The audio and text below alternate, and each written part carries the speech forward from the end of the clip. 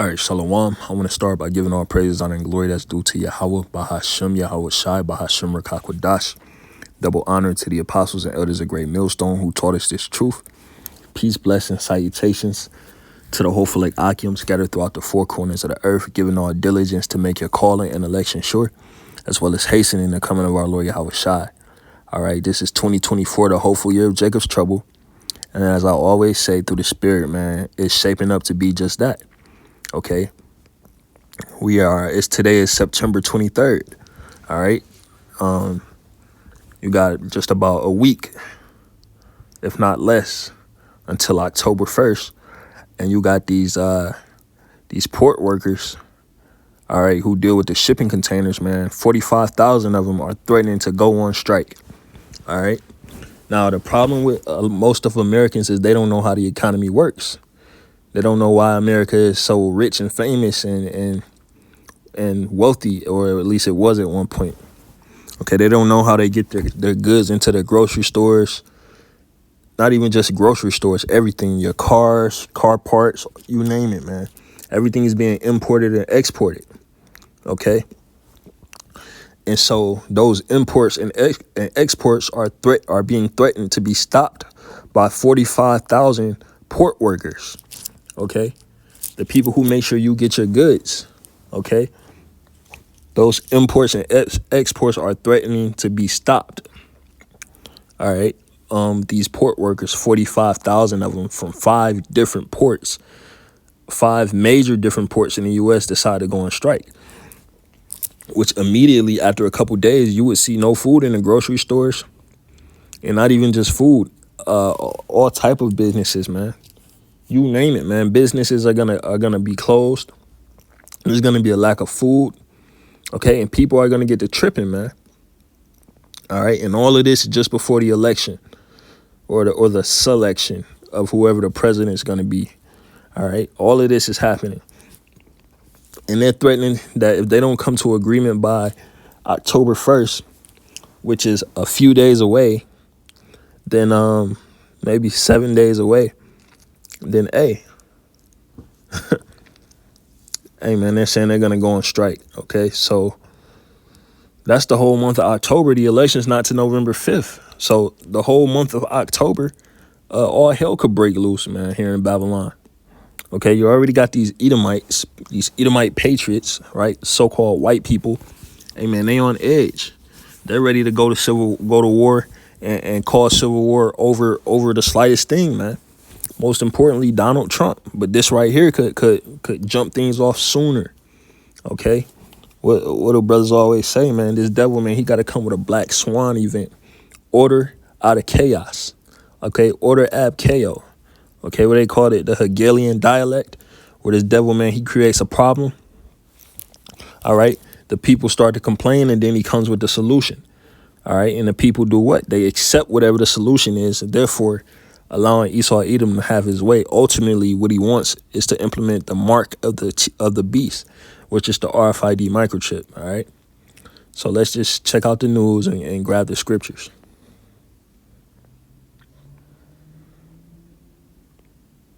Strike at America's ports is threatening to upend the busy holiday season. As Lydia Hugh reports, the largest union in North America, representing more than 85,000 longshoremen, are threatening a strike, and that could shut down 5 of the 10 busiest ports in North America. Analysts are warning ships currently heading toward the East Coast or Gulf Coast ports are likely to get stuck if a dock worker strike happens. So on those cargo ships, inside of those shipping containers is your food, your car parts, your Jordans, okay? All your groceries, you name it, man. All the shit that people care about, that people need to live everyday life, man, they're inside of those shipping containers, okay? So imagine if they stop, if the workers decide, hey, man, we ain't working no more, and these things just pile up. And the stuff is not taken off and delivered to the stores. Okay, what's gonna happen? Okay, in North America. Analysts are warning ships currently heading toward the East Coast or Gulf Coast ports are likely to get stuck if a dock worker strike happens. We have to get to the table. We have to be able to talk. About 45,000 dock workers are threatening to strike on October 1st. If this strike were to go forward and last a week or more, that's when American consumers and American businesses are going to feel the pinch. Whenever and however the dispute is resolved, it's likely to affect how freight moves in and out of the U.S. for the upcoming holiday season and years to come. One day is too long. The moment you close the door, things begin to back up. Some larger companies have been preparing for the worst. They're trying to stock up in the warehouses, but that's just designed to be a temporary measure. The International Longshoremen's Union is demanding higher wages and a total ban on the automation of cranes, gates, and container movements that I just read or watched a video where they said that the average dock worker or port worker makes $39 an hour, which that's good money. But even still, with that being good money, it's not enough to make ends meet. So they're requesting a 70% pay increase. Okay, these people are asking for a 70% pay increase. All right, and they want the full stoppage of the automation, which is these AI robots doing their jobs. All right, this is what these people are asking for, man, right before the election. Chances of this thing happening, of them getting what they want, slim, okay? load or unload.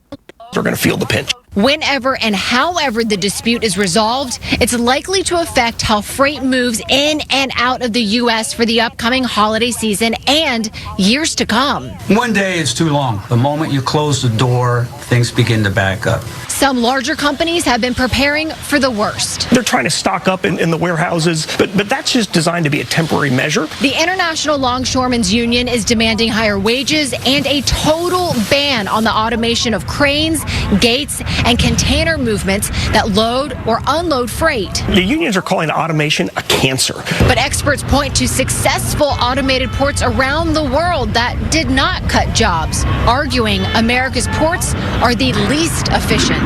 It's kind of like the unions are saying to the United States, how about we become the Blockbuster of global trade while the rest of the world is Netflix? Imagine what happens if they agree to those terms. So it's inflationary over the long term, not just the short term that a strike could. If a strike happens, diversions could take ships on much longer routes and require truck transport across the country to reach their final destinations. Reporting from the Port of Newark in New Jersey, Lydia Hu, Fox 13 News. Fox 13 News.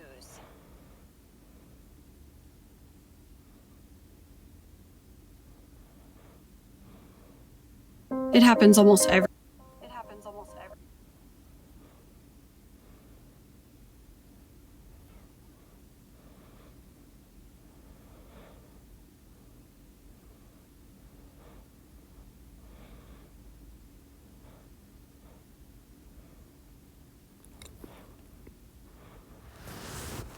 All right, man.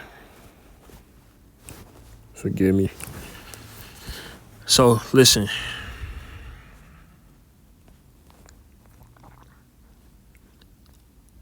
People are ignorant to how these things work.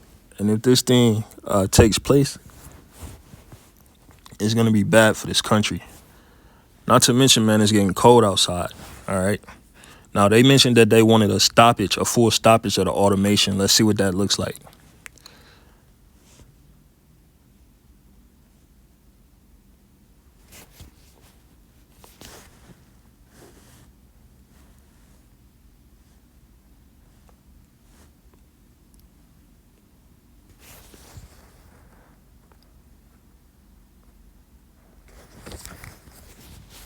If I could get it to play, man.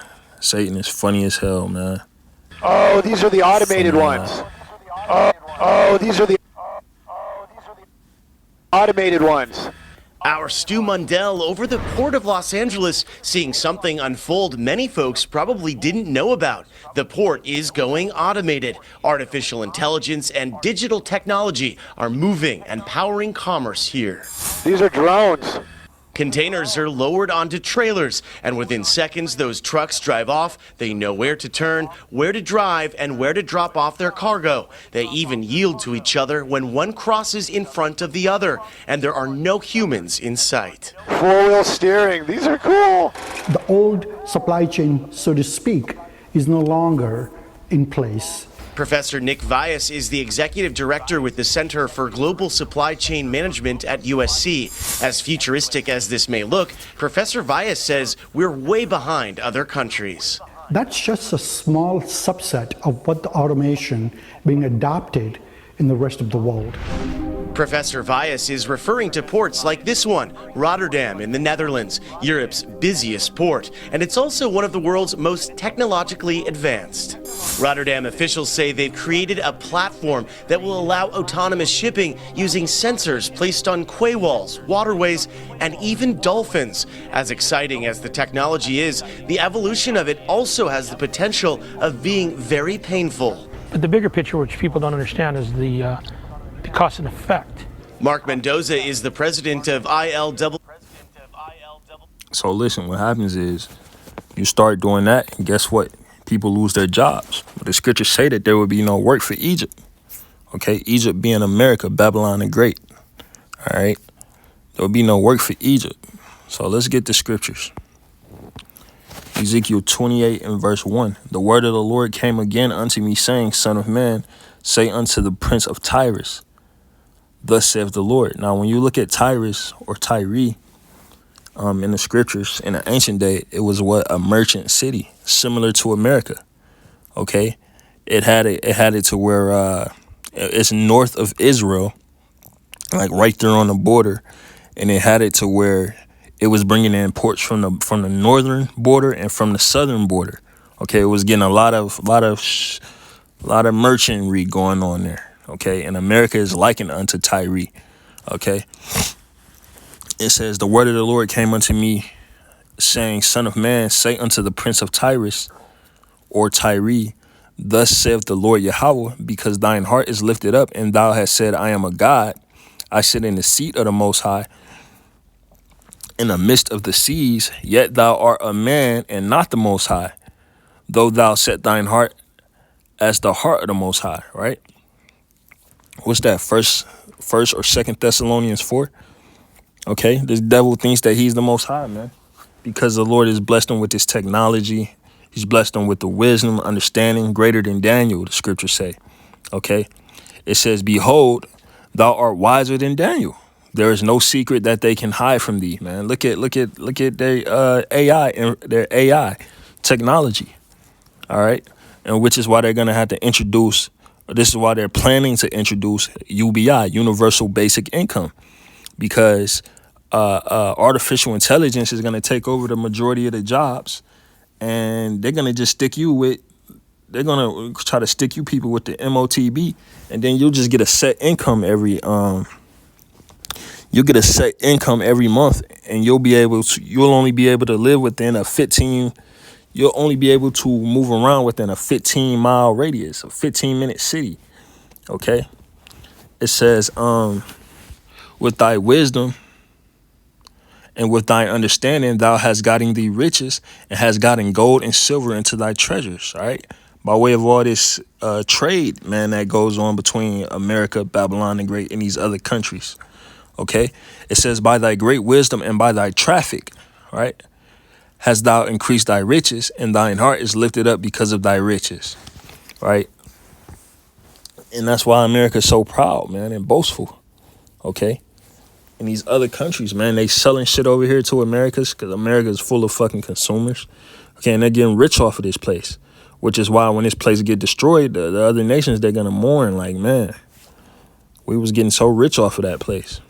All right, so moving on, let's read about Tyre.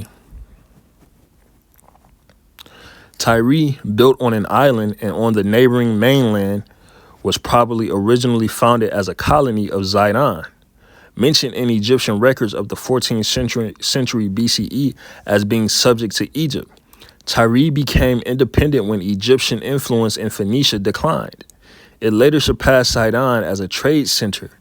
All right, So this was a major trade center, Tyre, developing commercial relations with all parts of the Mediterranean world. In the 9th century BCE, colonists from Tyre found the North African city of Carthage, which later became Rome's principal rival in the West. The town is frequently mentioned in the Bible, Old and New Testaments, as having had close ties with Israel. Hiram, king of Tyre, reigned 969 to 936. Furnished building materials for Solomon's temple. So yeah, that's where Solomon got the goods from to build the temple. Okay, it says in Jerusalem. It says, and the notorious Jezebel, wife of King Ahab, was the daughter of Ethbaal, king of Tyre and Zidon. In the 10th and 9th centuries, Tyre probably enjoyed some primacy over the other cities of Phoenicia and was ruled by kings whose power was limited by a merchant oligarchy. So kind of like America, man. All right, America's power is limited, man. All right, and America has an oligarchy ruling over it, okay? We got the definition for oligarchy. All right, these rich elite banking families ruling over America, calling the shots. All right. It says a small group of people who exercise control over a country, business, etc. Oligarchy, a clique, a team, a mob, a mafia. Okay, a gang, a coven, a bunch. Okay, the elites. All right. So this is what's gonna happen to these people, man. Or people don't be understanding. Like I said, people don't be understanding how they get the goods and whatnot into the stores. All right. So if this thing happens, okay, everybody in America is gonna be bugging out. People are already struggling and on edge. Let them go in the grocery store and there's no food in there. Okay, not to mention not just food, man. Liquor, tobacco, your marijuana, all of that shit, man. It's coming in on these ports, in these shipping containers. All right, 2nd Ezra 16 and 18. The beginning of sorrows and great mournings, the beginning of famine and great death, the beginning of wars, and the power shall stand in fear. The beginning of evils, what shall I do when these evils shall come? Right? It says, behold, famine and plague, tribulation and anguish are sent as scourges for a minute. Now, ultimately, it's the hand of Yahweh Ba'ashem Yahushai that's controlling the things that are done in the earth. And the reason he would have this happen is what? As a scourge for a minute, as a judgment upon America, upon Babylon. Okay? It says, but for all these things, they shall not turn away from their wickedness. So even when people see all of this going on, they're not going to repent and be converted and start serving the Lord. And that's only for 2/3 of the nation. That's for so-called blacks, Latinos, Seminole, Native American Indians, okay, who compose the 12 tribes of Israel. Okay, that's who repentance is for. Okay, it says, but for all these things, they shall not turn away from their wickedness, nor be always mindful of the scourges. How many people do you know are going to be aware of this even happening? They don't even care. All right, they're just going to look up. It's going to be October 1st. And then come October 7th, it's been a whole week. And after 3 days, a grocery store only holds up to 3 days of food, man, of replacements. So after a week, people are going to be like, they're going to start to realize like, oh shit, where the fuck is the food? Okay. And by then it's too late, man. Okay. It says, but for all these things, they shall not turn away from their wickedness, nor always be mindful of the scourges. It says, behold, victuals shall be so good cheap upon the earth that they shall think themselves to be in good case. And right now, victuals are cheap. All right. You could still go to the Dollar Tree and go grocery shopping when you fucked up, man, and buy all that processed shit. You could still go to Aldi's, okay, where prices are fairly low compared to other stores. Okay. Myers, you could still pull up and go get a double cheeseburger or some shit, man. All right. Right. So people are thinking that they're in a good case. Right. It says, and even then shall evils grow upon the earth, sword, famine, and great confusion. All right. And it's going to be all of a sudden to these people. All right. Because they're not watching. 2nd Ezra 6 and 22. And suddenly shall the sown places appear unsown. All right. Society, man. Okay. Society's running. Everything's running. Like I said, man, you got replenishments in the back of the grocery store to replace the things that are being bought for up to 3 days. Okay. It says, and suddenly shall the sown places appear unsown, and the full storehouses shall suddenly be empty, shall suddenly be found empty. Yeah, it's going to be suddenly to them because they're not looking for this to take place. All right, this should suddenly be found empty. That's what's going to happen, man, if these shipping containers don't get unloaded and shipped out to where these goods don't get shipped to where they go. All right.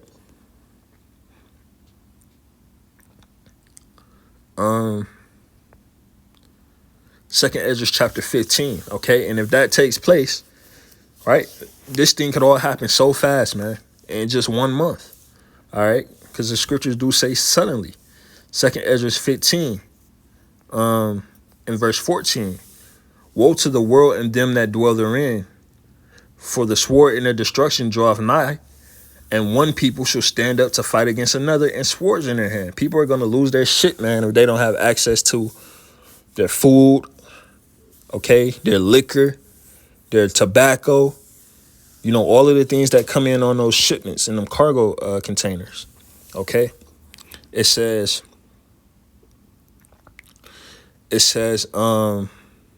so one people shall stand up and fight against another with swords in their hand, right? It's going to be all-out war out here. Why? It says, for there shall be sedition among men and invading one another. They shall not regard their kings nor their princes, and the course of their power shall stand in their hand, and the course of their actions shall stand in their power. Salakia, not roughly paraphrasing. Salakia, I'm so tired, man. Had a long day. For there shall be sedition among men and invading one another. They shall not regard their kings nor their princes, meaning people are going to be like, fuck the government. Y'all playing with us anyway, holding up the election. People are going to be like, fuck the police. The last thing the police are going to want to do is be police in that day. Okay? It says, in the course of their actions shall stand in their power. So people are going to do whatever they have the power to get away with.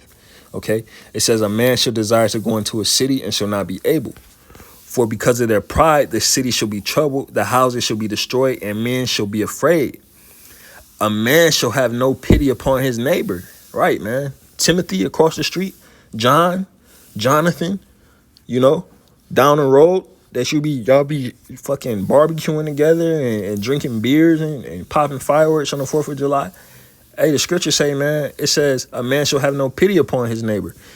In that time, man, if you don't got no food, you don't got the things you need, hey, man, he coming in your house to come get it because he know what you got, because you was bragging to him about your doomsday pantry that you got in the cellar in your basement. Okay? You was bragging to him about it, right? That's what these Edomites do, man. Okay? It says, a man shall have no pity upon his neighbor, but shall destroy their houses with the sword and spoil their goods because of a lack of bread and for great tribulation. Okay? Lack of bread, man. Famine. Okay? People are not self-sustaining, man. They don't know how to grow their own food. Okay? These women don't even know how to damn near cook, man. All right? So these shipping containers get stuck on the ships at the port, and these workers go on strike. Boom. This whole shit just blows up in everybody's face, and then we smack dead in the middle of this thing. All right? No more election. We smack dead in the middle of this thing, man, because these people said they want a 70% raise, pay increase. They asking for some money. They already get paid $39. All right? They already making $39 an hour. They want a 70% pay increase. All right? And they want the government to stop the automation of their jobs. What are the chances that the government or the union, what are the chances the union or the government is going to agree with the union? We going to see. All right? So this is why you never just make plans for this life, man. You never get too caught up in this shit, because boom. Next thing you know, lockdown. Everything locked down, all hell breaking loose. Right? Nothing you put your time and your energy to, except for this truth, is going to matter. All right? So, Lord's will, this video was edifying. Baba Kashah, forgive me, man. I'm just tired, a little tired, man. But the water Yahweh Bashim Yahshua, forgive me the spirit to do this video. Lord's will, it was edifying and informative.